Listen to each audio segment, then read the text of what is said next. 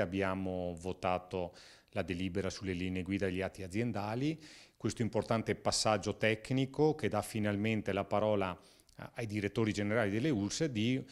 costruire l'organigramma e l'organizzazione sul territorio delle nuove ULSS dopo la riforma della legge 19. È una cosa importante, una delibera che è stata votata dalla maggioranza ma con l'astensione delle opposizioni e soprattutto, cosa che ci tengo a sottolineare, con le indicazioni e i suggerimenti che sono arrivati dal territorio, ovvero dai sindaci. Sono venuti in audizione la scorsa settimana, hanno proposto delle modifiche sull'area territoriale, sulla parte territoriale, che è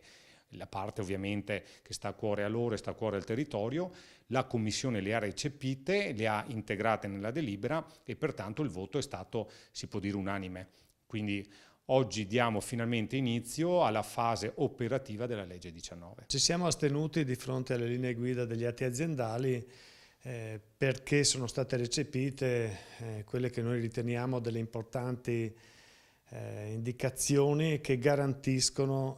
il distretto forte, perché assicurare che infanzia, adolescenza, famiglia e quindi la disabilità e la non autosufficienza e quindi le cure primarie, cioè l'assistenza domiciliare, le vaccinazioni, lo screening, l'attivazione delle medicine di gruppo integrate, hanno dei punti di riferimento nel territorio, è un importante